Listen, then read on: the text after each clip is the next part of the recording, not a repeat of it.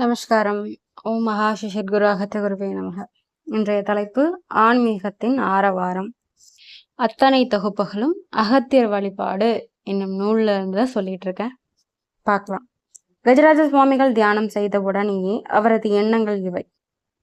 அளவிடக்கூடியவற்றிலிருந்து அளவிட முடியாத நிலைக்கு மாறும்போது ஒருவர் அறிவியல் புரிதலின் எல்லைகளை தாண்டி ஆன்மீகத்தின் களத்தில் நுழைகிறார்.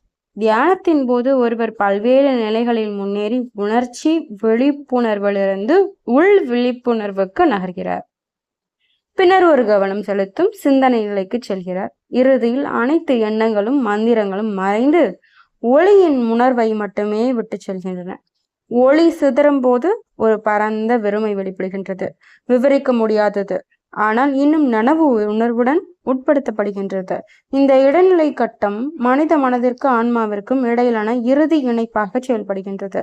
இந்த வெறுமை முற்றிலும் மறைந்தவுடன் விவரிக்க முடியாத மகிழ்ச்சியின் நிலைக்கு ஒருவர் நுழைகிறார்.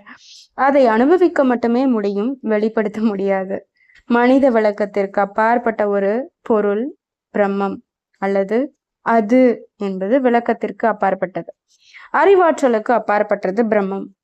அது உள்ளது, இது இருப்பதாகவோ அல்லது உணர்ந்ததாகவோ மட்டுமே நம்ப முடியும், ஆனால் பார்க்கவோ விளக்கவோ முடியாது. நிர்வாண கண்ணால் விண்வெளியில் ஒரு குறிப்பிட்ட பகுதியை மட்டுமே பார்க்க முடியும்.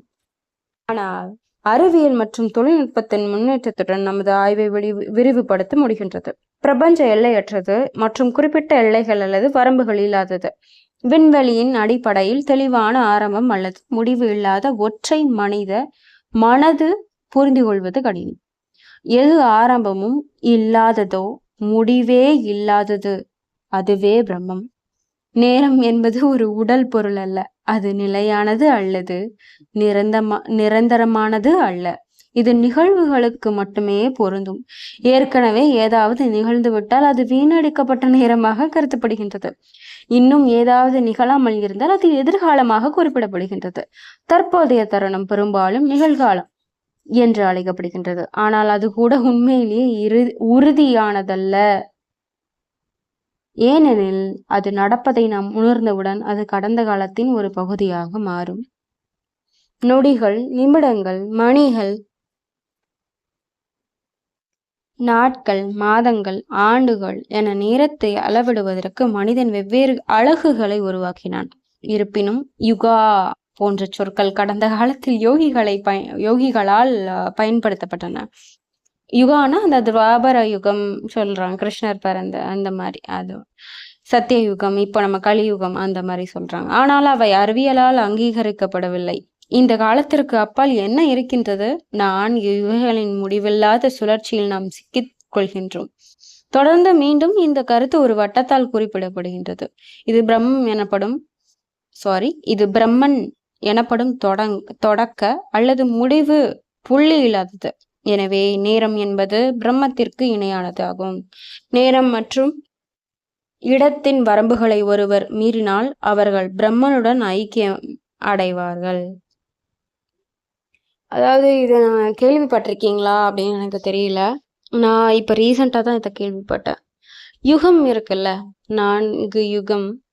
நான் இப்போ கற்றுக்கிற ஃபேஸ் தான். ஸோ நான் உங்ககிட்ட நான் இதை தெரிஞ்சதை உங்களுக்கு ஷேர் பண்ணுறேன். நீங்களும் தெரிஞ்சதை கீழே கமெண்ட் சொல்லுங்கள். கண்டிப்பாக நம்ம கற்றுக்கலாம். யுகங்கள் இப்போ ஐயா சொல்கிற மாதிரி யுகங்கள் ஒரு தொடர்ச்சி தான். இப்போ கலியுகம்னு நீங்கள் நம்புறீங்க, இல்லைன்னா சத்தியயுகம்னு நம்புறீங்க அப்படின்னா அடுத்து ஒரு நல்ல புரட்சிக்கு கண்டிப்பாக மனிதர்கள் தேர்ந்தெடுக்கப்பட்டிருப்பாங்க. எதை வச்சு சொல்கிறேன் அப்படின்னா, ஏதோ இப்போ இது கலியுகம்னே வச்சுக்கோங்களேன். இப்படி ஒரு ஆள் ஒரு நல்ல ஆத்மாவை தேர்ந்தெடுத்து, கஜராஜ சுவாமிகள் மாதிரி சொல்கிறேன். இது ஒரு குறிப்பிட்ட ஒருத்தங்களை தான் நான் சொல்கிறேன். இதில் 47 சென்டர்னு சொல்கிறது கூட தவறான விஷயம்னு நினைக்கிறேன்.